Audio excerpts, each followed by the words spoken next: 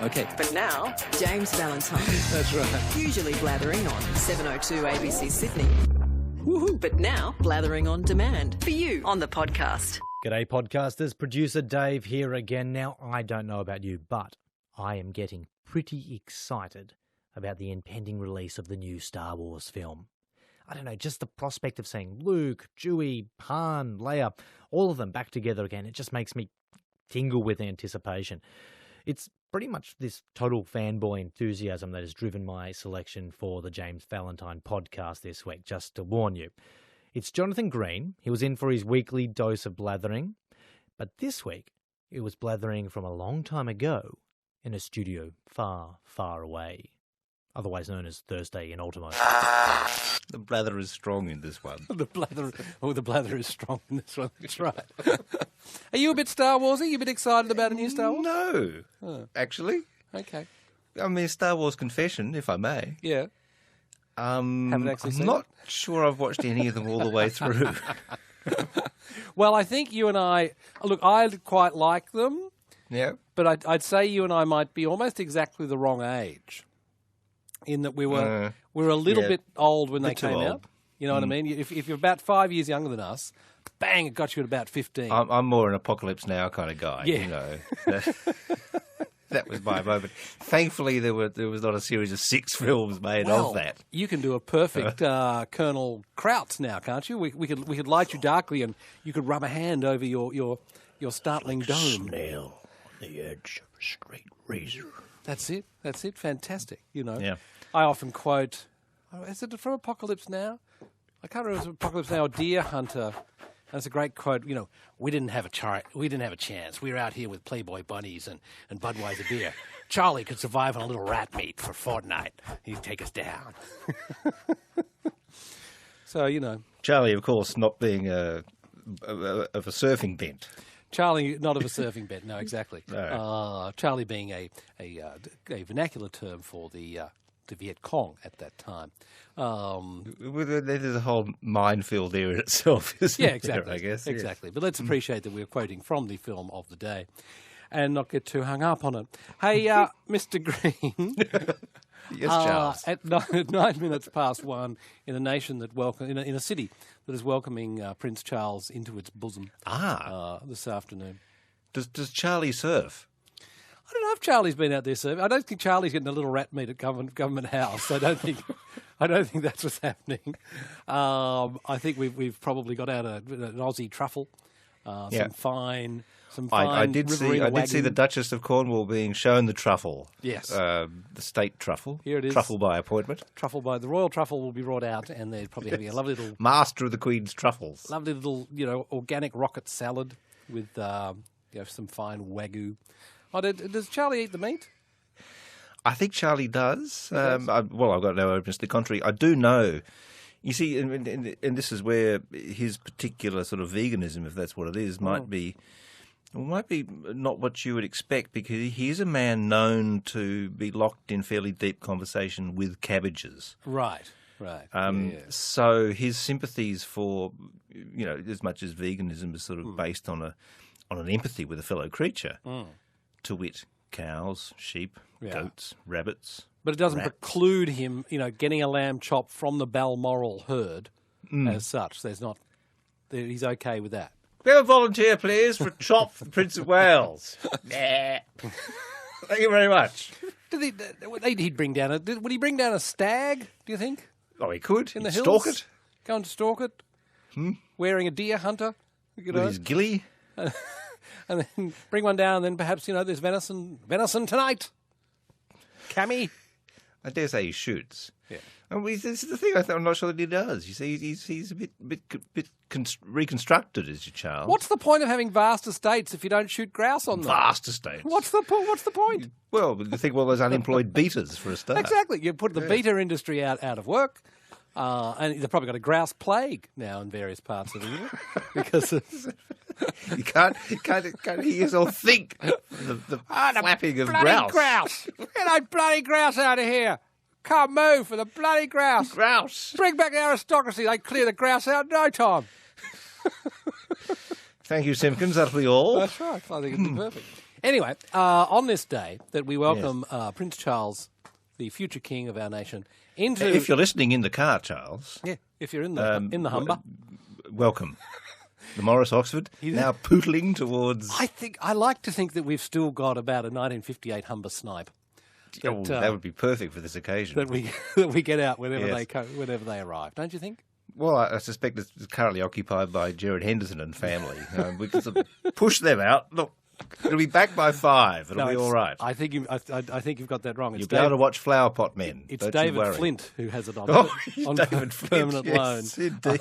Yes. David Flint polishes every day just in case they might arrive. He's got a herbarium in it. He irons the flag, puts it back on the front just in case. Polishes the bumper, and the little the crown thing on the front. Gets a little sort of linseed oil into the walnut, just to make sure it's all.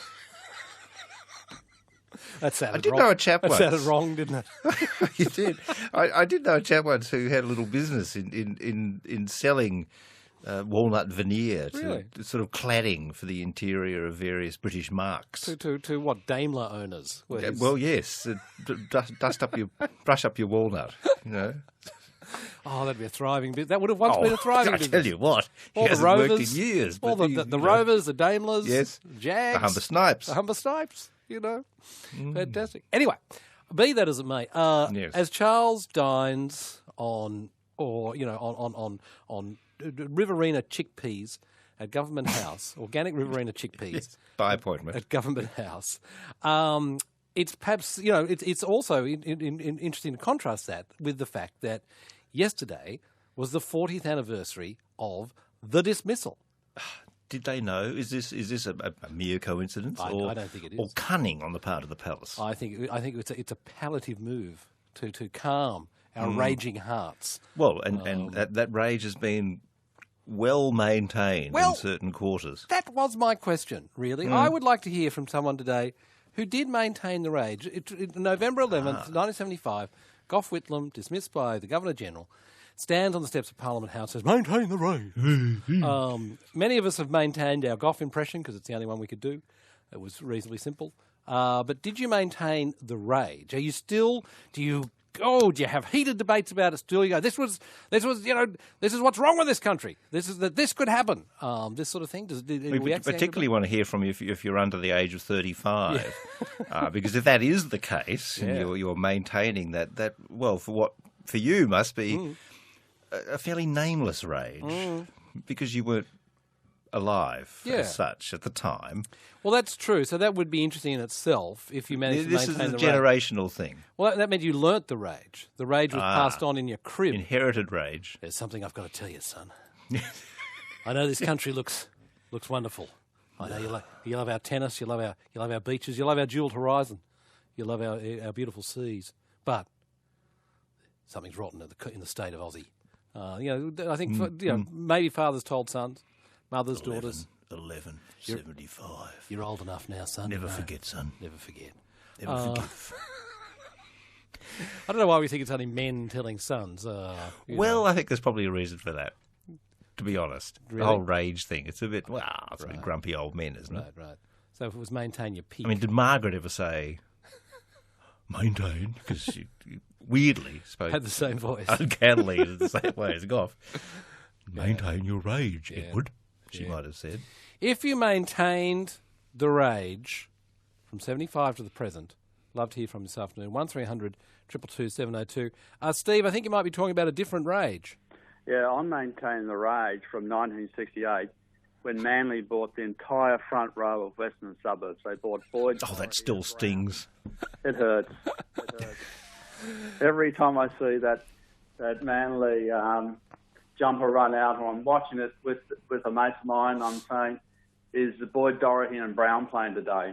Yeah. Is the Steve? I think we all know what Steve's talking about there. Well, I know. Well, look, neither you or I do because we're Victorians. So let's not even pretend. But I do understand, Steve. This is really the origin of the enmity that Sydney feels towards the Sea Eagles, right, Steve? That's it. You got it in one. This is where it all begins. This is why we call them the Silvertails, because they bought a premiership. Correct? That's it. Yeah. That's it. Is this Sydney's Barassi moment, if you will? Oh, what's the Barassi moment, Mr. Green? When he changed clubs famously, pretty much the first to sort of give away that tribal loyalty, move on for the dollar. Right. What do you go from Carlton to somewhere else? To Melbourne. To Go Melbourne. D's, give it your all. Yeah. Yeah, exactly. It'd be that sort of thing. Suddenly things are not as they were. So Steve's maintained that rage. So I don't know. I guess Good rage, Steve. Nicely maintained too from 1968. He was in lovely condition. I think he's polished the walnut nicely on that. Concourse to elegance for that rage.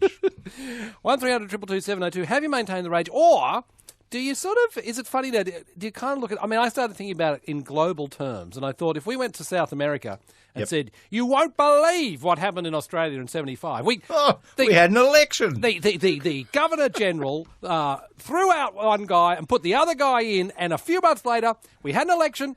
And we elected the other guy. Overwhelmingly. You know what I mean? If you sort of about that? You went around Europe or, any number of nations, really. Well, you're Bosnia. A lot of Africa. A you're lot of Iraq. Asia. Iraq. You're Syria. And said, look at the constitutional... look, I know you've had it tough Upheaval. over here. Iraq, I know you know about upheaval. I know you know about overthrowing a Shah or whoever.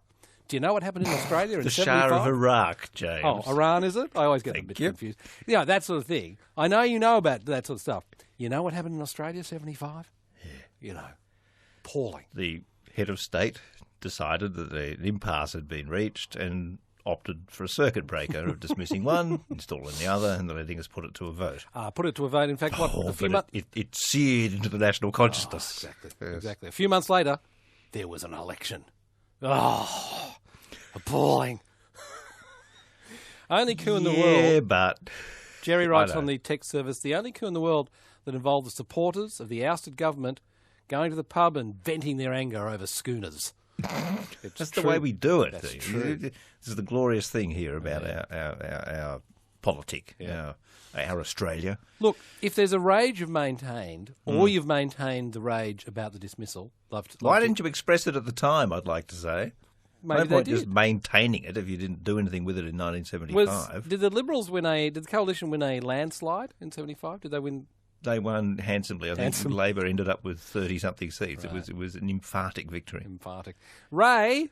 Yes, James. Show me your rage, young man. Well, I was 15 when it happened. About a year or two later, I joined the Labor Party as a result. But yeah, I still get annoyed. And now that Paul Kelly's book out and Jenny Hocking's book's out, and of course, it shows that Gough, unfortunately, was a little naive when it came to picking friends like Malcolm in later years and picking a Governor-General. But yes, definitely get upset all the time about it. And I get upset even more now because most people don't even know anything about it. Right. But I mean, looking back, 40 years on, it doesn't seem to have disturbed our constitutionalship that much. On we went with we had 8 years of government, then the Hawke government, 8 years of the Fraser government, then the Hawke government. I mean, what was the effect? What happened? But after Jack Lang got done in, nobody thought it would happen again. I don't think anyone was thinking that. And then 75, I mean, how do we know we're not 6 months away from another crisis? So it's a good 30 or 40 years between Jack Lang and Gough, right? And now we've got 40 now, so... That rage will come in handy if it all arcs up again. It's a seismic sort of thing that comes around. And on a personal note, my father was mistaken for Gough Whitlam on 2 occasions, so I take it personally. It was almost family, I think, Was he dismissed, your dad, sort of by accident? At any point. That's right. Did he come in and the, I don't know, the boss of marketing or something and decided to get rid of him? No, he just turned Whitlam, up to events. you're gone. Yeah. He was in Tasmania, thought he'd have a look at the Parliament down there, and he walked in, and one of the officials went, "Oh, Mr. Whitlam," he said. Ray, nice to hear from you, and that is a nicely maintained rage. Susie has texted and said, I still cannot believe that our elected PM could be shafted by the Queen. There's a graphic image. Who is a figurehead. She said, I'm not under 35, but not a natural shaft to Her Majesty. It's a lovely sceptre that she uses to do it with. She said, Susie says, I'm not under 35, and I have handed it on to my kids. So Okay, well, this is exactly, I think, what we're talking about. That's good, James. isn't it? That is the case study. That's right. That's right. That's what I want. Hello there, Alec. Hi, James. How are you? What have you maintained the rage over, Alec? Well, I'm maintaining the rage over the guy that rang up about Western Suburbs and Manly poaching all of their players. They used to poach all of the South Sydney players before that. Right. That was really annoying. Yeah. The other one I rage about is the punk movement and the Sex Pistols, and everybody thinks that was the revolution. And they were really the monkeys of the 70s. The monkeys of the punk Nice. world. Yeah, so your real punks were your Manufactured. Stranglers, your Saints, The Clash. the Clash, these sort of things. Whereas the Sex... The Sex Pistols, really, they were created by Malcolm McLaren. He had a fashion shop with Vivienne Westwood called Sex. That's where the band gets their name, and all the safety pins and the dressing. Yeah. They weren't musicians. Made a fortune out of those pins, did Vivienne Westwood. You ever had the feeling you've been Huge. swindled? You ever had That's the right, feeling yeah. you've been conned, Alec? Hey? Well, I wasn't, but it annoyed Rock and roll, That's right. swindle. That's right. No, I'm with you, Alec. I've always found that a little bit intriguing myself, the way the Sex Pistols were sort The of... monkeys thing is apt, The I monkeys think, are isn't it? very apt. Johnny Lydon, the Davy Jones. It was a different time, perhaps. And they could sing their own songs. You know, that was a plus for your Sex Pistols. That's right. Do you know, I heard a great... Well, so the monkeys were all quite musical. I heard a great story. Do you know that Davy Jones was on the Ed Sullivan Show? The Monkeys' Davy Jones was on the Ed Sullivan Show the night the Beatles were on, That's kind of weird. Doing what? singing the role of the Artful Dodger from Oliver. I'd do to pick a anything. pocket or two. That's right. You got to pick a pocket or two. He was in the Broadway production of Oliver, playing the Artful Dodger, and he's on the Ed Sullivan Show with the Beatles, and he says, like he claims that, and somebody else has said this yet. Davey turned to me and said, "Oh God, get me a bit of that." Like that. I like that. How can we do that? Isn't that funny? Well, there's more to these things than meets the eye. you know. Exactly, like the little ripples right there. But it's a great This American Life, if you know that podcast. And Yes. it's the story of two comedians who were on the Ed Sullivan Show. They were a comedic duo. They got the big break on the Ed Sullivan Show, and were on. It was the night the Beatles were on, and they were the act immediately before the Beatles. And they said they just died. They died a million deaths. Those little moments, the unfortunate historic juxtaposition. That's right. Yeah. I mean, what's some other examples of that? Yeah, well, it's a fantastic one. And it also mentions the Davy Jones tale.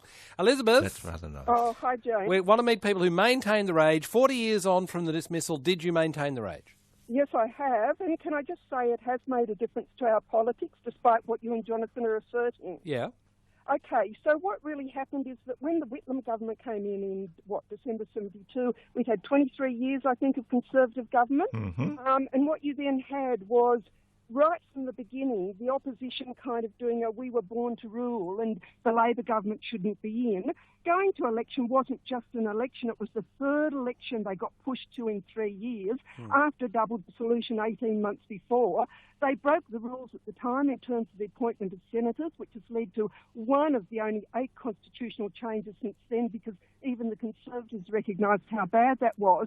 And what happened in the end was, I think it shifted our political agenda to the right. And there are a whole lot of people like me who today really care about what's happening in this country. But we go back to that sense that if the Labor Party is seen to act too radically, which the Whitlam government was seen to do, and I'm not denying that they made plenty of mistakes, that's for sure, but given they've been in opposition for 23 years, it's not surprising. And so what happens now is, I think Labor in particular, but governments in general, have got really frightened about reform and innovation and really shifting the barriers in this country. So you wouldn't have got a Hawke-Keating Labor government without the dismissal of the Whitlam government?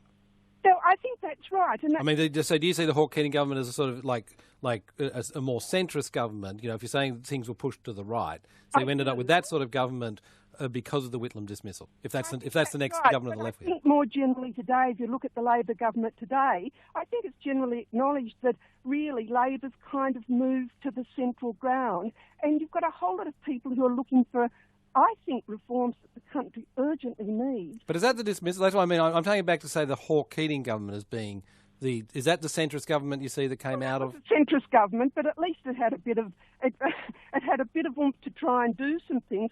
I think there are a lot of people like me who have abandoned the Labor Party in recent years because it's simply not seen as having the courage to actually debate and reform matters that people want to do. It's why a lot of people have shifted to the Greens. I think it's why a lot of people feel really powerless and disengaged. I'm taking your point about the sort of constitutional change around Senate appointment and things like that came out of the dismissal. I'm hearing rage, James. I'm hearing rage. I'm hearing rage. Elizabeth, Elizabeth, is there a gang of you that get together November 11th? No, it's not, but I'm happy to start one if others want to call in. You could have a Kerr pinata. You could go the whole hog. A Kerr pinata. That's nice, isn't it? I could, but can I just say there are really important issues here that I can't, off the top of my hat, go into in 3 minutes. But there are issues here, and I just had to ring up and say that. Elizabeth, we wanted you to. Thank you so much for calling. Fantastic. Good to hear from you, Steve. Yes, James. I think mine probably won't take more than a minute. My rage. Well, when I was 10 or 11, I had to post its time promotional campaign material around the letterboxes in the Bankstown area. Yeah. And burn into your soul. It is. Yeah. And then after the election, or after he was dismissed, we had the Malcolm Fraser toilet paper. Oh, so what? Would you go and put? Did you put toilet paper through the letterboxes, or in public toilets? No, did you go and put the? We had that. There must have been some campaign after it, and right.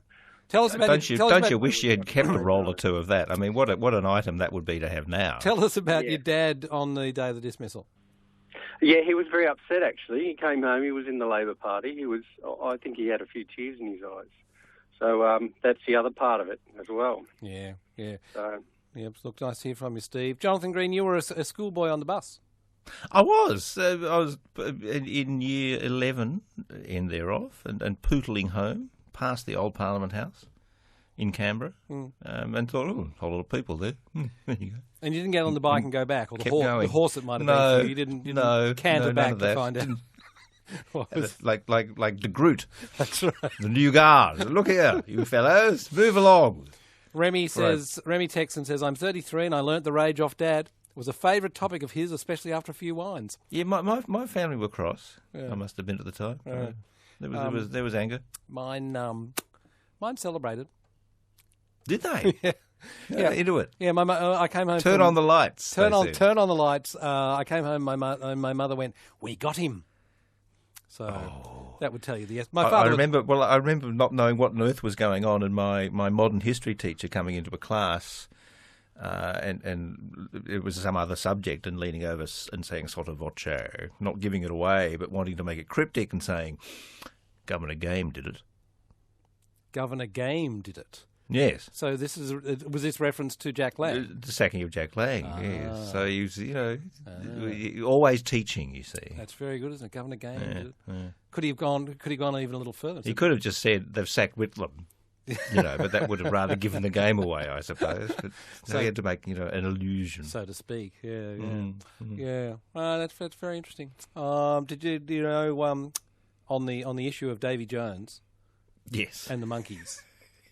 The Sex Pistols being the punk monkeys. Who were actually booked in Canberra on the night of the 11th, 11/75. Right. Such is their perpetual tragedy. They were going to play. Someone said, here's the other great story about the Monkeys audition. Stephen Stills bailed from the audition for the Monkeys of Crosby, Stills and Nash. Stephen Stills bailed from the audition and sent his mate Peter Talk along. A bit of a break there for Stephen Stills, you'd have to say, I think. Just, with reflection in the fullness of time. There's something going on, something happening here. I can't see Stephen Stills in the Monkeys somehow. With all that hair. That's right. It just doesn't seem right to me. The sort of tassel-y stuff. I know, but very funny. I'm still raging about the Black Friday draft penalties handed down to Carlton in 2002. Hear, hear.